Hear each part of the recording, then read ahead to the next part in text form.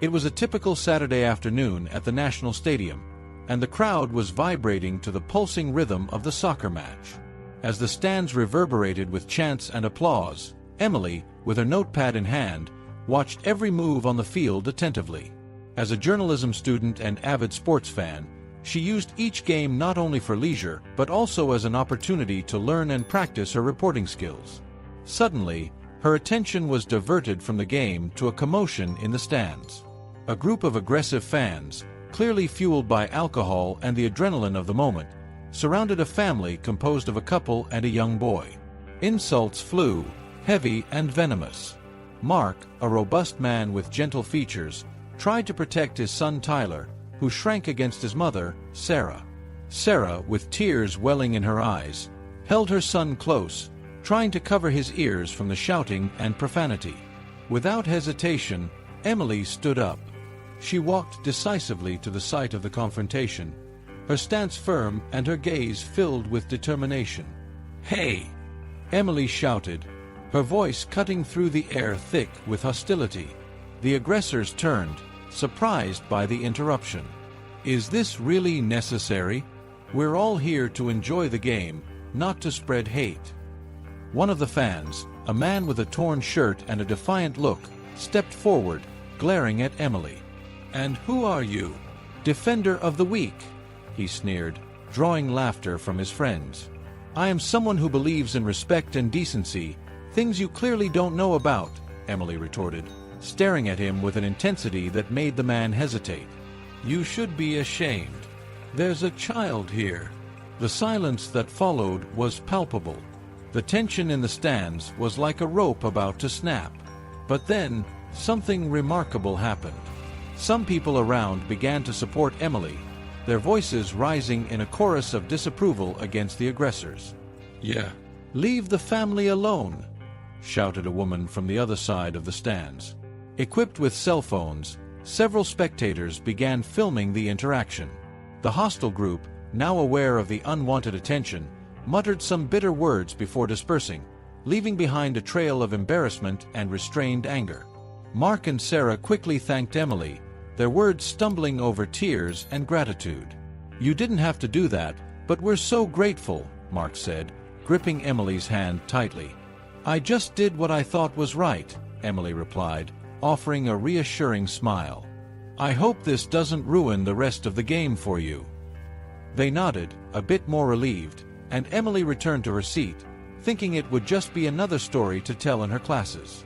She had no idea that footage of that scene would soon spread across social media, catapulting her into a completely new and unexpected reality.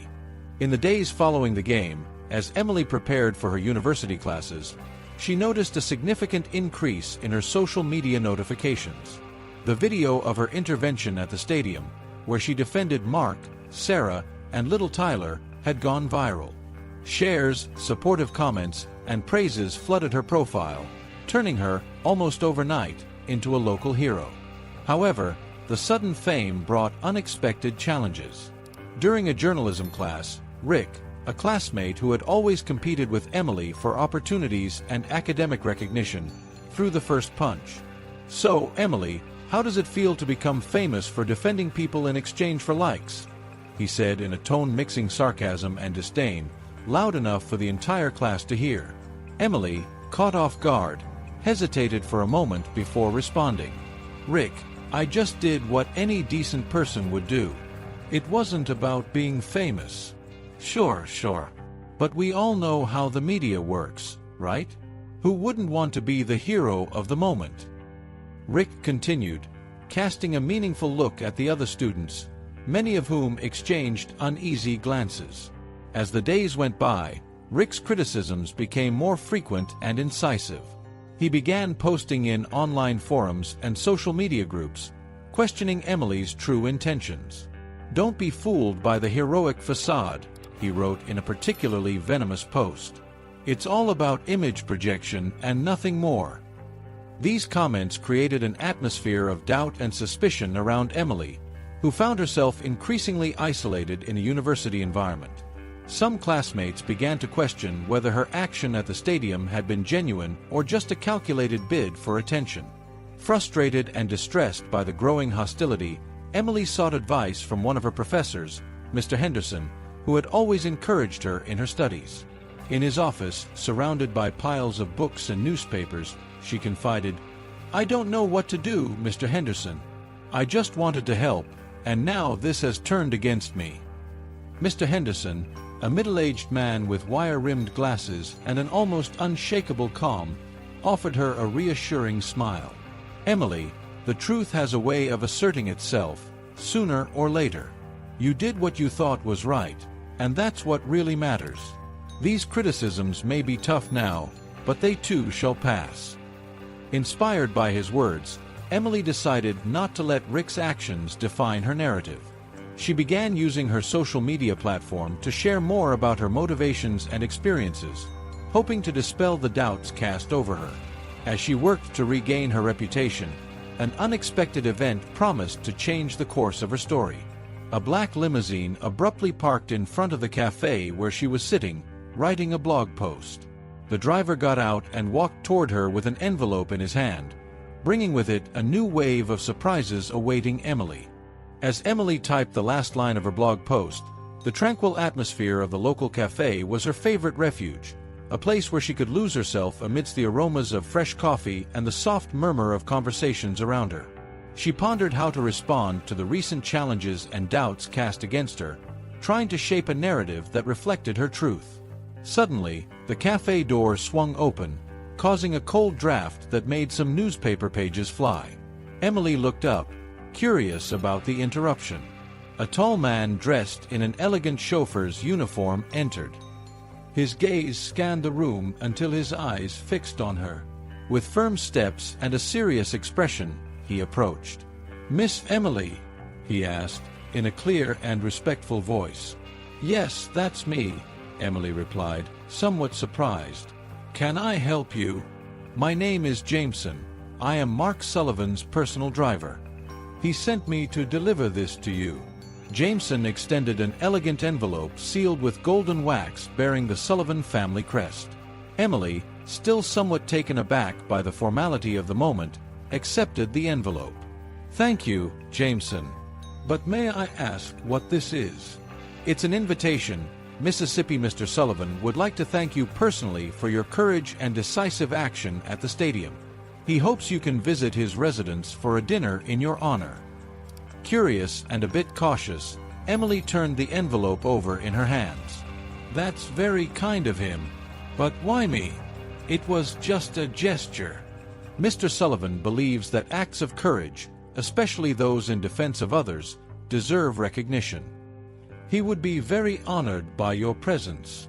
Emily pondered for a moment, considering the unusual situation and the possible implications of accepting such a formal and personal invitation. "I accept. It would be a pleasure to meet Mr. Sullivan and thank him for this gesture." Jameson nodded, a slight smile touching his lips. "Excellent, Miss Emily. Mr. Sullivan will be delighted. I will be at your disposal to pick you up at a day and time convenient for you."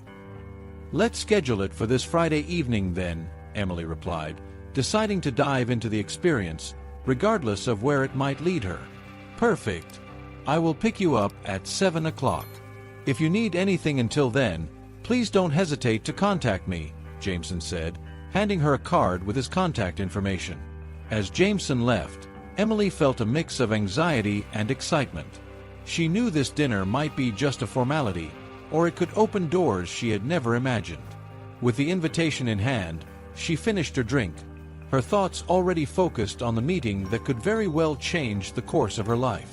As she prepared to leave the cafe, a shadowy figure watched from afar, marking the beginning of new challenges that Emily would still have to face.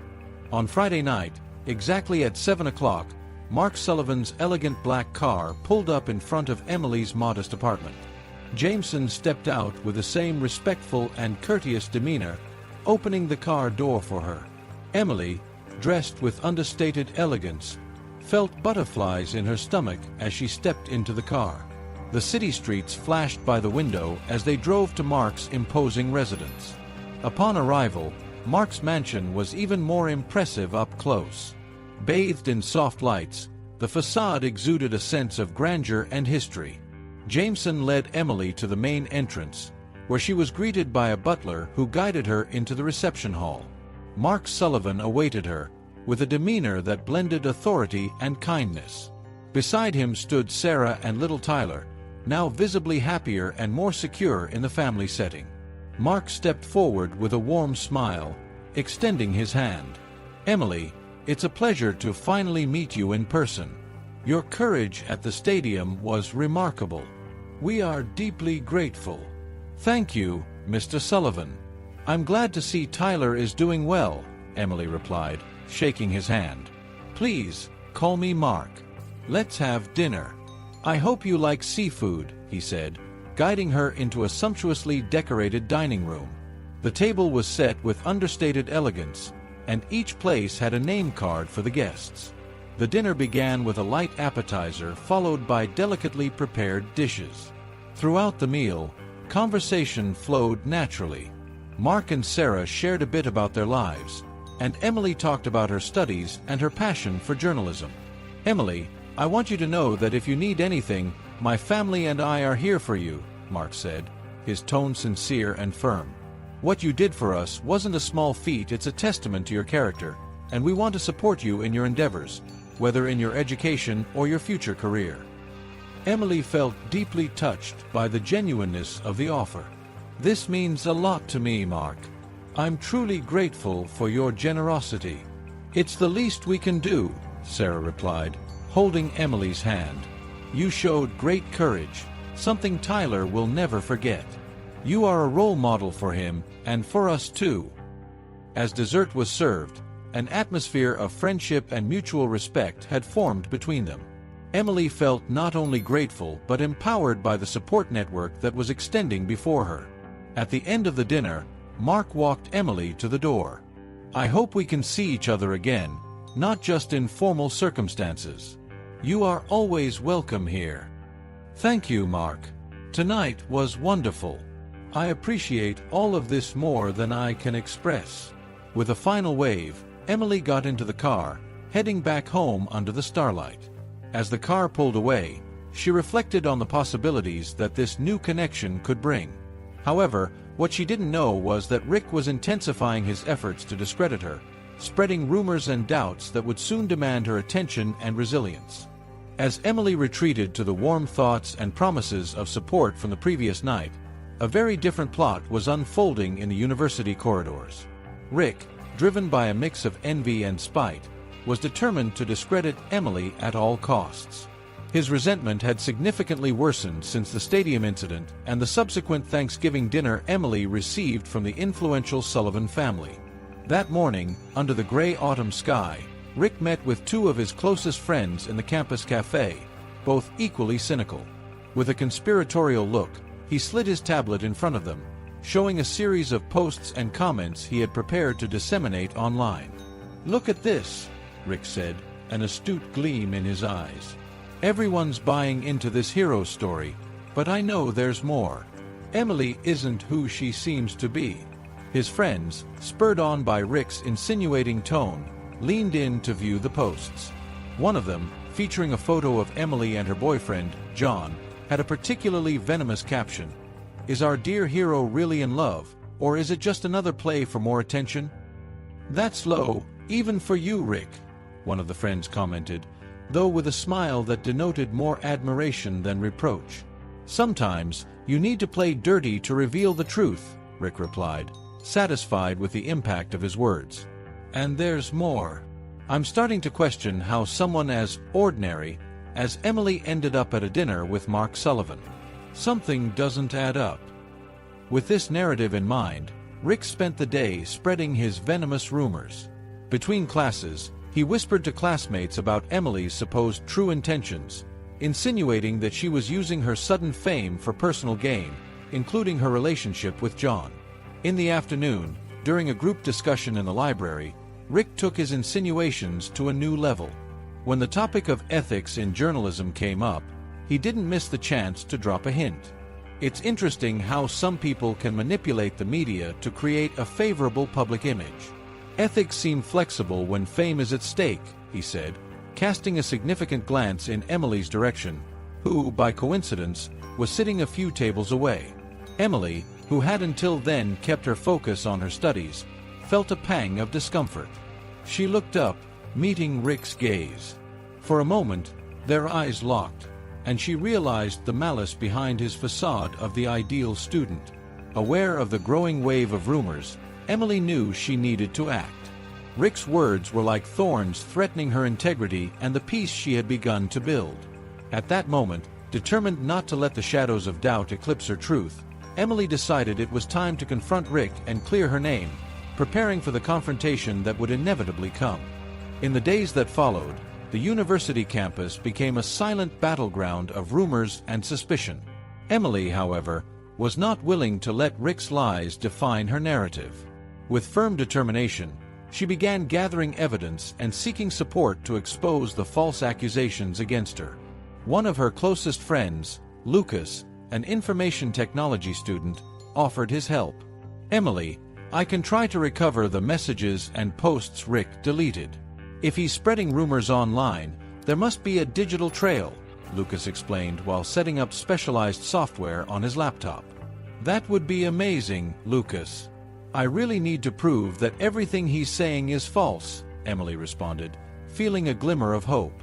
For several nights, Lucas worked diligently, scouring servers and caches. Finally, his skills paid off. He managed to recover several messages and emails Rick had sent, in which he clearly incited other students to turn against Emily. Moreover, he found audio recordings of Rick talking with his peers about how he planned to ruin Emily to put himself at the top of the journalism class. With the evidence in hand, Emily arranged a meeting with the university's disciplinary board. In the room, with walls adorned with diplomas and awards, the air was thick with tension. Emily, accompanied by Lucas and another friend, presented the recordings and emails, detailing each incident of defamation and its consequences on her academic and personal life. Rick, summoned to the same meeting, initially tried to deny the accusations. However, confronted with undeniable evidence, his face paled and his facade of confidence crumbled. "This is all a misunderstanding," he stammered, looking at the board members, who watched him with expressions of disapproval and disappointment. "A misunderstanding? Rick, you deliberately tried to sabotage my reputation." "This isn't a misunderstanding, it's pure malice," Emily retorted, her firm and clear voice reverberating in the room. After a tense deliberation, the board decided that Rick would be suspended for a semester and required to attend an ethics and integrity program. Grateful, Emily felt a weight lifted from her shoulders. She had defended her integrity and demonstrated the truth about her character. As she left the boardroom, a smile of relief crossed her face. The shadows of the lies had been dispelled, but the victory was bittersweet. She knew that the fight against prejudice and injustice was far from over. That night, reflecting on recent events, Emily realized that her journey was just beginning. The experiences had strengthened her resolve, and she felt ready to face new challenges, knowing that the battle for justice and equality would require not only courage but also an indomitable will to fight for what is right. As the seasons changed, so did Emily's life continue to evolve. The incident with Rick had become a closed chapter in her life, but the lessons learned reverberated in every decision she made.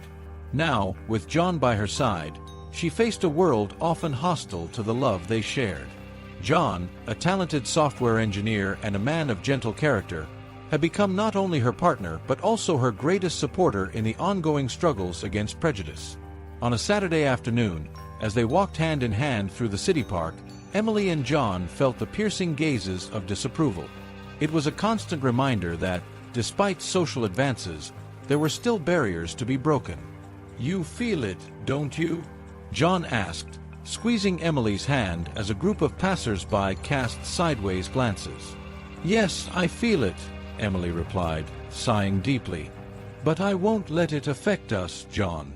We know who we are, and what we feel for each other is all that matters." On another occasion, during dinner at a local restaurant, a couple at the next table murmured nasty comments loud enough to be heard. "It's sad to see how some people can betray their own culture," the woman said, casting a venomous glance toward Emily and John. Emily felt a wave of anger, but before she could respond, John held her hand across the table, offering a calming smile. "Let it go, Emily. Our happiness doesn't depend on their approval." Despite John's support, each incident left a mark, and Emily often found herself reflecting on how she could use her voice and her pen to fight against such injustices. It was then that she decided to start a blog dedicated to discussing issues of prejudice, love, and equality. The blog quickly gained followers, becoming a space for dialogue and mutual support. In one of her most popular posts, Emily wrote, "Love knows no boundaries, sees no colors or creeds. Love is the true resistance against prejudice."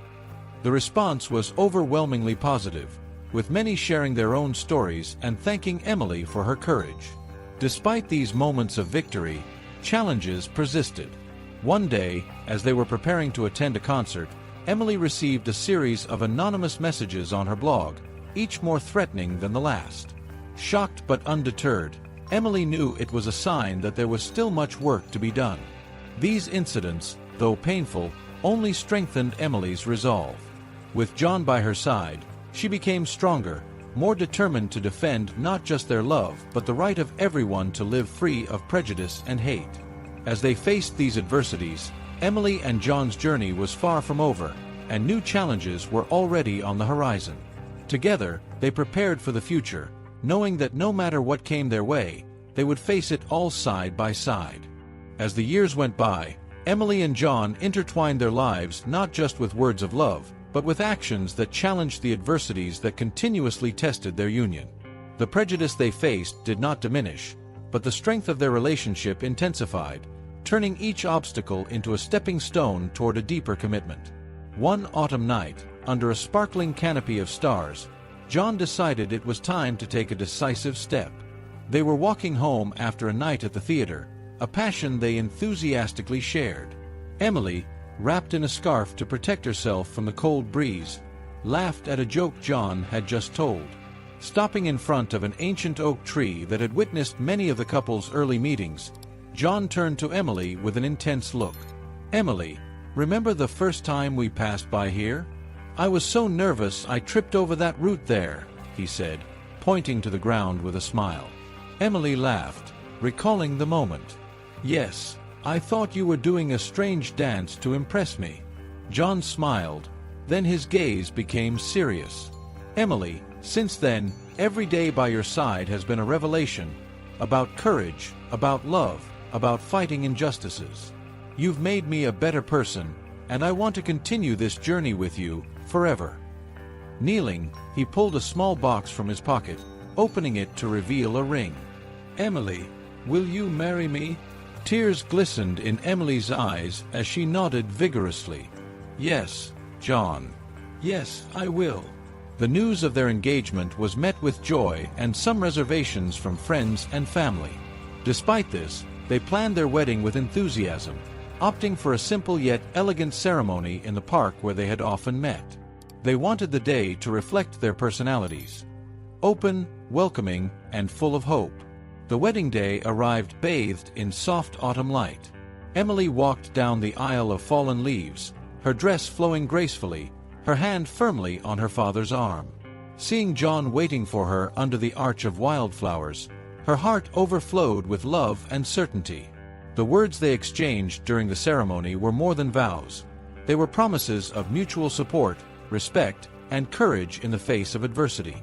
"In joy and sorrow, in sickness and in health, I promise to stand by your side, sharing every dream and every challenge," John declared, looking into Emily's eyes. "I promise to love you, respect our differences, fight against the injustices we face together, and above all, never forget how much better we are together," Emily replied, her voice full of emotion. After the ceremony, as the guests celebrated, the couple shared a moment of tranquility, reflecting on the journey they had traveled together. It was a new beginning, a renewed commitment to face whatever the world had in store for them. But as they celebrated, they did not know that new challenges were already on the way, ready to test the strength of their newly affirmed commitment. Emily and John, now united as husband and wife, would soon discover that the love they shared would be the key to facing the storms ahead. Emily and John's lives were about to gain a new chapter, marked by the arrival of a little one who symbolized the union and love they shared. Emily, now pregnant, radiated a mix of joy and anxiety as the due date approached. John, in turn, devoted himself wholeheartedly to ensuring everything was ready to welcome their first child. On a cold winter morning, the contractions began. Emily, supported by John, who held her hand firmly and lovingly, was rushed to the hospital. The journey there was filled with anticipation and concern as both prepared for the joys and challenges they knew would come. At the hospital, as Emily was settled in, the excitement of the moment was briefly overshadowed by curious glances and whispers among some staff and visitors. Past experiences of prejudice had not been forgotten, and the couple knew their child's arrival might be marked by more than just celebrations. John, always the defender of his family, sensed the tension in the air. "Don't worry about them, Emily," he whispered, kissing her forehead tenderly. "Today is about us, about our family, about our child's arrival." Emily nodded, drawing strength from John's reassuring words. She focused on breathing, concentrating on her child's arrival more than on the shadows of judgment trying to invade that intimate and precious moment. After hours of labor, under the careful guidance and support of the medical team, who were professional and compassionate, Emily and John received a healthy baby boy into their arms. His vigorous cry filled the room, bringing tears of joy to the couple's eyes. "Hello, little one," Emily murmured, her face illuminated by a mixture of tears and smiles as she held her son for the first time. "Welcome to the world, my love." John, looking at his son and then at Emily, felt immense pride. "We did it, darling. He's perfect." As they settled into the maternity room, the couple shared moments of tenderness and happiness, creating a bubble of love around their new family member. However, outside the safety of this bubble, the reality of the challenges they would face as a multicultural family began to loom. Hushed conversations and lingering glances were directed at them as nurses and other parents passed by in the hallway. Emily noticed but chose to focus on the joy of her new role as a mother. In the following days, as they adjusted to the new routine with the baby, the couple found strength in each other and in the certainty that, together, they could face any adversity. But as they prepared to take their son home, they could not foresee the challenges awaiting them outside the sanctuary of the hospital. Parenthood was just beginning, bringing with it a new series of trials that would test their resilience and love. As Emily and John's son, whom they named Michael, approached his 8th birthday, it became clear that he was not growing up in a world that accepted him unconditionally. Despite the love and positive environment his parents strove to provide, Michael began encountering the harsh realities of prejudice that his parents knew all too well. Michael, with his unruly curls and contagious smile, was frequently the subject of curious looks and indiscreet questions about his mixed heritage, especially at school, where differences are observed most acutely by children. On a sunny autumn afternoon, when Emily went to pick him up from school, she noticed that Michael looked particularly downcast. "What's wrong, sweetheart?" Emily asked as she held his hand, feeling the hesitation in his small fingers. "Some boys at school said I shouldn't be on the same soccer team as them," Michael murmured, avoiding his mother's gaze. "They said I'm different." Emily felt a pang in her heart, memories of her own struggles surfacing. She crouched down to his eye level, her expression firm but full of love. "Michael, you are perfect just the way you are. People sometimes fear or don't understand what's different, but that doesn't make what they say right." "But it hurts, Mom," Michael confessed, his brown eyes shining with the first tears. "I know, my love, I know it hurts," Emily said, hugging him. "But always remember, you are strong and loved, and we will always be here for you." John, who had joined them, added in a soft voice, "And we will always support you, no matter what. We'll face this together, as a family." Strengthened by his parents' support, Michael wiped away his tears and nodded. The following days were a mix of challenges and small victories. Emily and John held discussions with Michael's teachers, who committed to paying more attention and fostering an inclusive environment. The school initiated awareness programs, inviting experts to speak about diversity and inclusion, which helped create a more welcoming environment for all students. Although Michael still faced moments of isolation, he began to find friends who accepted and valued him for who he was. The determination and love of Emily and John not only helped Michael navigate the challenges of prejudice, but also inspired other parents to advocate for their children and strive for a more inclusive community. As time went on and Michael grew, learning to face adversity with his head held high, the family prepared for the future, knowing that new challenges might arise. But they also knew that together, they could overcome any obstacle. As Michael developed in his environment, the next chapter of their lives promised new stories of resilience and love. As Michael grew, the family faced ups and downs, with unexpected challenges testing the strength of their bond. During one of these challenging moments, Michael's health took a worrying turn. One day, while playing in the park, he suffered a severe fall, resulting in an injury that required immediate medical attention. John and Emily, panicked, rushed Michael to the nearest hospital. However, upon arrival, they were confronted with more than just a medical emergency. They also faced the harsh reality of an overburdened healthcare system and the coldness of bureaucracies that lacked empathy for their critical moment. In the hospital waiting room, John tried to calm a visibly distressed Michael, while Emily argued with the staff about treatment options. "Please, he needs care now. We can't wait any longer," Emily pleaded, the urgency clear in her voice. "Ma'am, I understand your concern, but there are other patients before you. We need to follow protocol," the receptionist replied, uninterested. The family's financial situation, already strained, complicated matters further. Emily and John had invested their savings in a struggling business, and the unforeseen medical costs threatened their already fragile financial balance. Returning to her husband and son, Emily felt a mix of frustration and despair. "John, what are we going to do? We can't just sit here and wait," she said, trying to keep her voice steady so as not to scare Michael further. John, holding Michael's hand, responded with forced calm, "We'll find a way, Emily. Maybe we can ask for help. We can call our friends, our family. Someone should be able to help us." But when John and Emily began contacting those close to them, the response was disheartening. Many expressed sympathy, but few were willing or able to offer the concrete help Michael needed. Some even hesitated, uncomfortable with the idea of getting involved in such a complicated situation, their actions or lack thereof revealing a subtle but painful prejudice against the family. However, among the discouraging responses, one call brought unexpected hope. An old family friend who had heard about the situation through social media reached out to Emily. "Emily, I saw your post about Michael. My brother-in-law works at a different hospital, and he says he can help. I'll put him in touch with you right now." Relieved and grateful, Emily and John quickly arranged for Michael to be transferred to the other hospital, where he was promptly treated. The help came at a crucial moment, and the gratitude they felt for this friend and her brother-in-law was immense. With Michael finally receiving the necessary care, Emily and John reflected on the frightening journey of the day. While it was a reminder of the difficulties they faced, it also reinforced the importance of their community and human connections, which were sometimes the only anchor in times of crisis.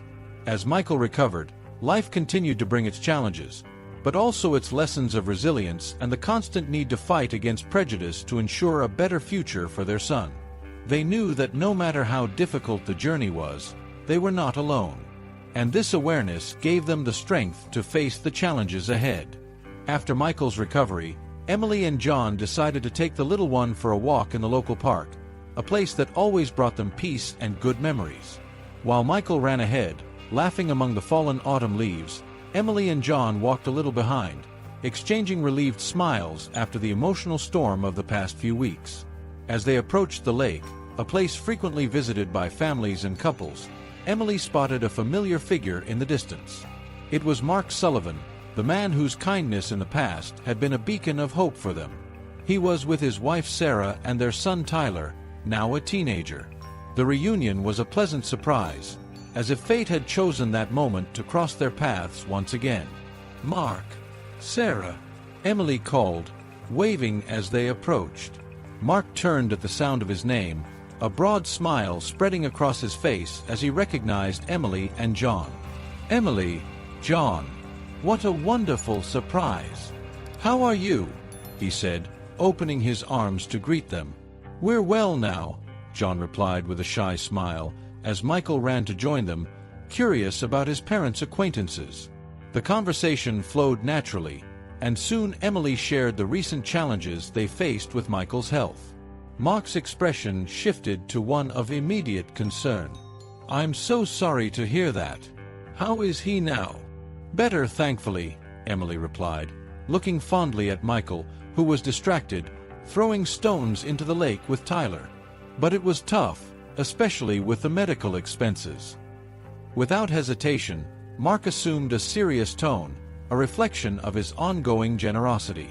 "Emily, John, please let me help. I would like to take care of Michael's medical expenses." "It's the least I can do," John began to protest. "Mark, that's extremely generous, but we can't accept." Mark gently interrupted. "John, I insist. Not as charity, but as a gesture of friendship. You did so much for me and my family in the past. Allow me to give back in some way." Emily, moved by the unexpected offer and Mark's kindness, felt a mix of gratitude and relief. "Thank you, Mark. Truly, this means so much to us."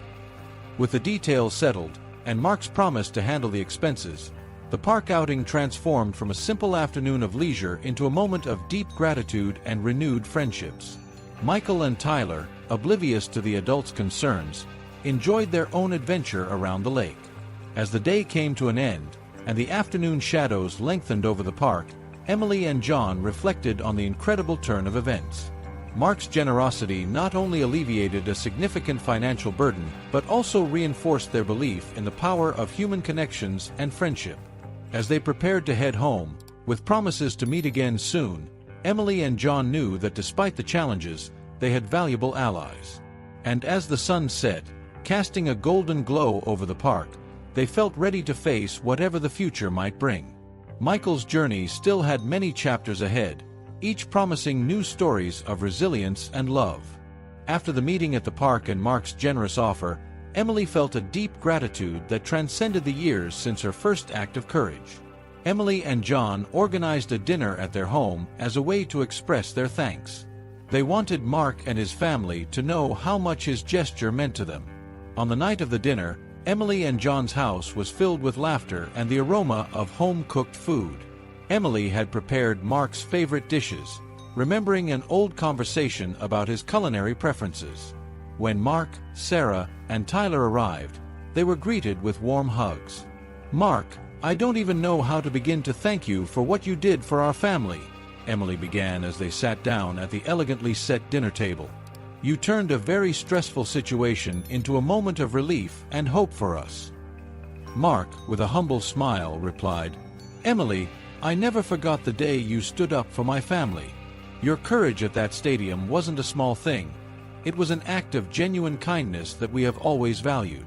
Being able to help now is just my way of saying I'm still grateful." Sarah added, "And we always tell Tyler about you as an example of how one action can make a lasting difference.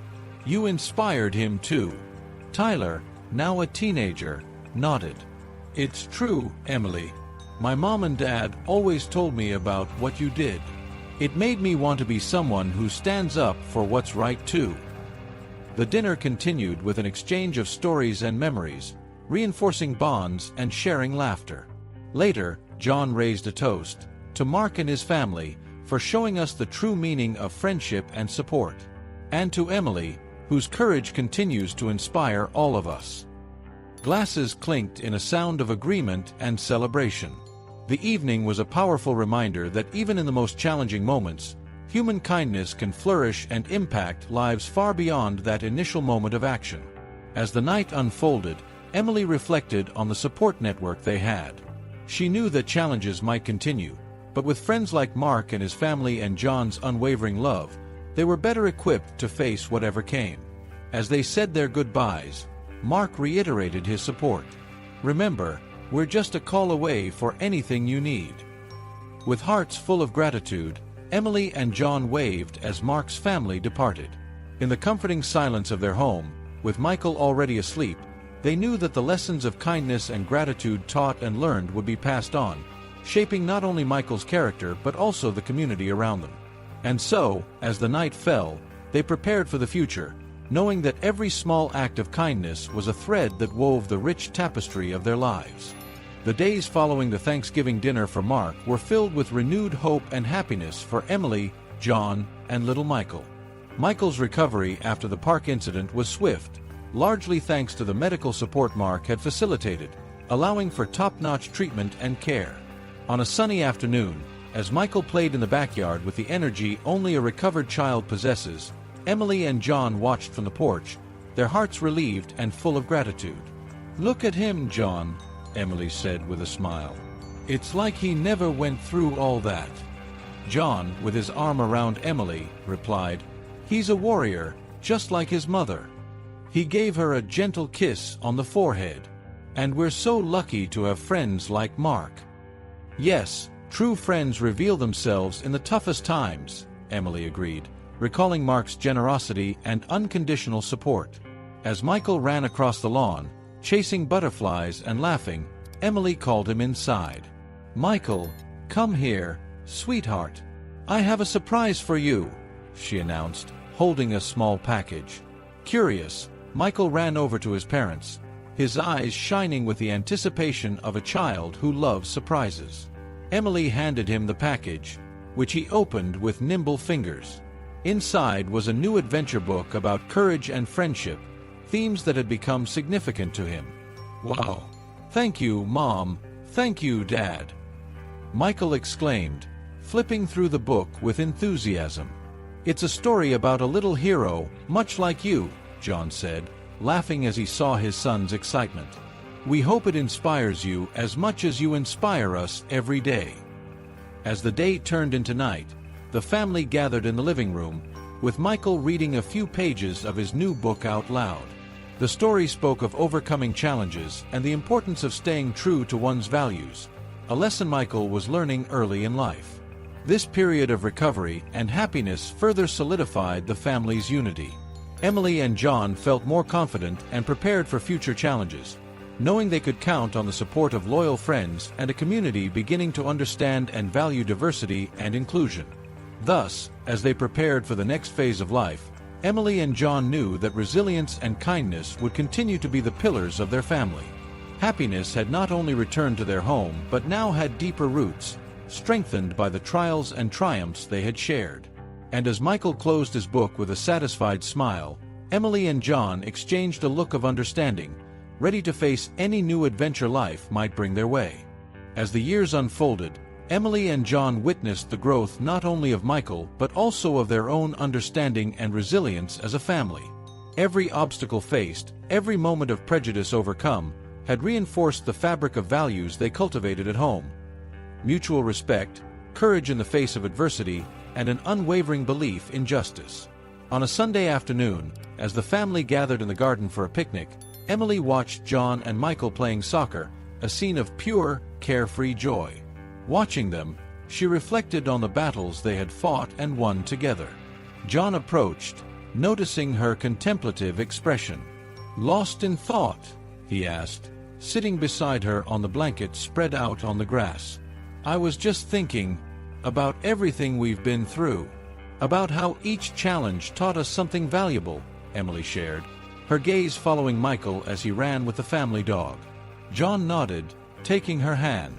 "Yes, each difficulty seemed to strengthen our commitment to what we believe in. And looking at Michael, I feel we are passing the right lessons to him." "Exactly.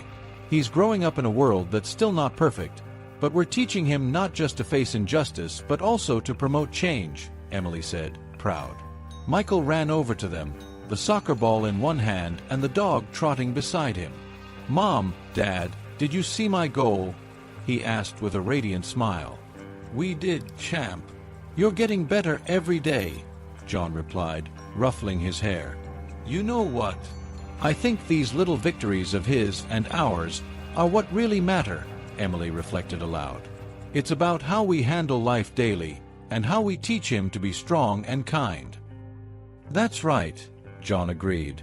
And speaking of which, I've been thinking, maybe we should do something more with the lessons we've learned. Maybe a workshop or a talk in the community about diversity and inclusion. Emily smiled, inspired by the idea. I'd love that. Let's plan something that can really make a difference. Let's turn our experiences into something positive for others.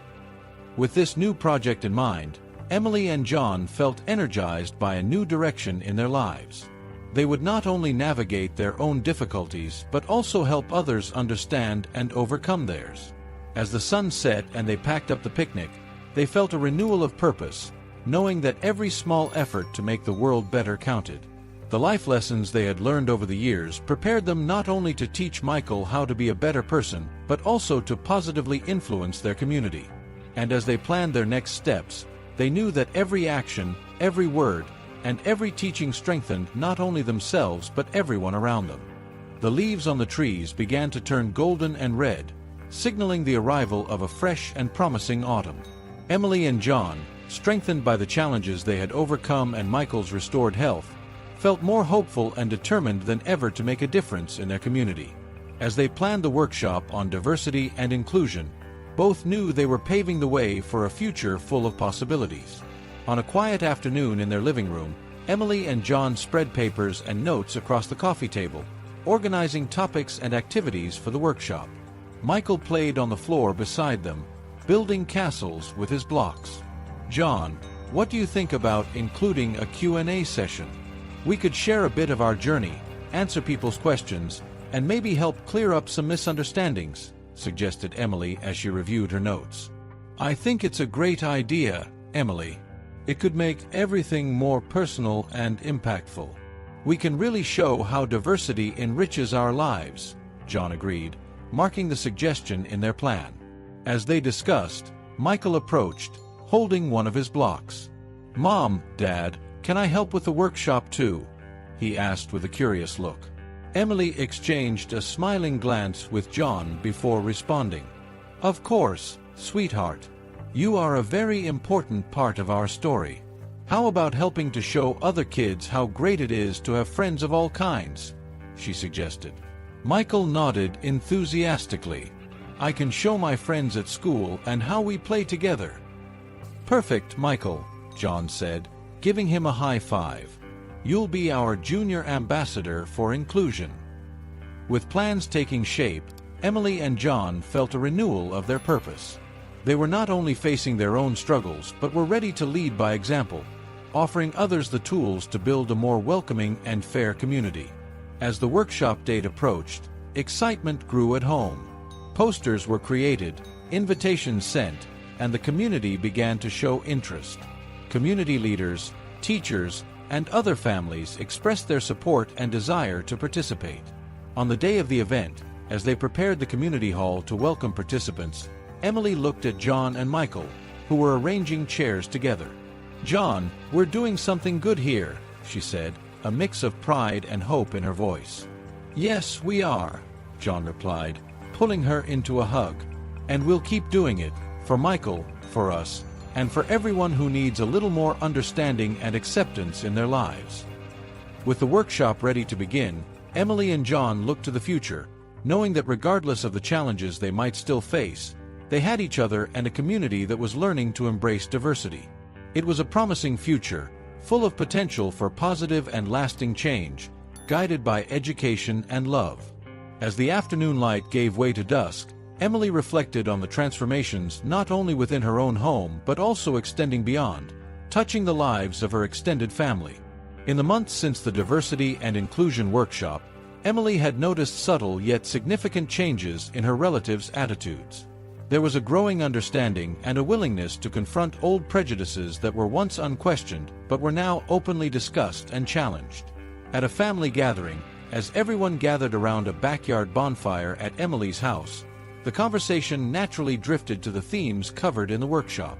Emily, holding a cup of hot tea, listened as her uncle, who had always been somewhat reluctant to accept her ideas, shared a recent experience. You know, Emily, I've been thinking a lot about what you said that day. About how our words and actions, even if unintentional, can really affect those around us, he began, looking into the softly crackling flames. I've started to notice things at work, comments I used to ignore, and, well, I've decided I don't want to be part of that problem. Emily smiled, her heart warmed by her uncle's words. It means a lot to hear you say that. Change isn't easy, but it's so important. You've opened our eyes, Emily, said her aunt, who was sitting beside her husband. We're really proud of the work you're doing and the example you're setting for Michael. Yes, her father chimed in, who had been one of the most resistant initially. I was wrong in many of my old ways of thinking. Seeing you stand up for what's right, it's made me rethink a lot. As the conversation flowed, Emily realized the impact her actions were having. She and John had started a wave of change that now reverberated through their family connections, fostering an environment where issues of justice and equality were not only accepted but embraced. It was late when the family gathering began to disperse, with warm hugs and promises to continue the conversation. Emily and John helped clean up the backyard, their hearts filled with hope. You see, love, John said as he put away the last chairs. Your courage and willingness to speak out are making a difference, not just here but everywhere we touch. I know, Emily replied, her gaze lost in the stars above. And to think it all started with one small action. It really shows the power of living according to our values. With Emily's family embracing a new perspective, the legacy of love and change was being solidly built. The small seeds of understanding and acceptance that Emily had planted were blossoming into a garden of positive change, strengthening all of them to face any future challenges. And as night fell over their home, they knew they were ready to carry this legacy forward, wherever life might take them. As the seasons changed, Emily's influence on her community and family solidified, transforming into a lasting force of inspiration and change. Her actions, starting with the courageous defense of a family at the stadium years ago, now reverberated throughout her network, inspiring a new generation to embrace compassion and justice. On a cool spring afternoon, Emily was invited to speak at a social justice conference, an event that gathered activists, educators, and community leaders from various parts of the country. As she prepared for her speech, she reflected on the journey that had brought her there. Are you ready, Mom? Michael asked, holding her hand firmly as they walked together through the conference center corridors. I think I am, Emily replied, smiling at him. You know, every time I talk about our story, I'm reminded of how every little moment counts. Entering the auditorium, Emily was greeted with warm applause. She walked to the podium, her heart beating with a mix of nervousness and determination. Looking out at the crowd, she began her speech. Good afternoon, everyone, she said, her voice clear and confident, filling the space. Today, I'm here to talk about something we can all understand: courage. Not just the courage to face big challenges, but the courage to do what's right, even when it seems small or insignificant. She continued, sharing details of her life, the intervention at the stadium, the struggles against prejudice, and how these experiences shaped her family and her approach to life. Each of us has the power to impact the world around us. Sometimes, all it takes is a moment of courage, a decision to stand up for someone, or to speak out when it would be easier to remain silent. At the end of her presentation, Emily invited questions, responding with the sincerity and passion that were her trademarks. A young man in the audience raised his hand, his expression serious. How do you keep hope alive, even when things are tough? He asked. Emily paused, thoughtful, before answering. Hope is like a plant that needs to be watered, she explained. You nurture it with positive actions, with community, with love. And remember, even on the darkest days, that change is possible. What we do matters and can echo for generations.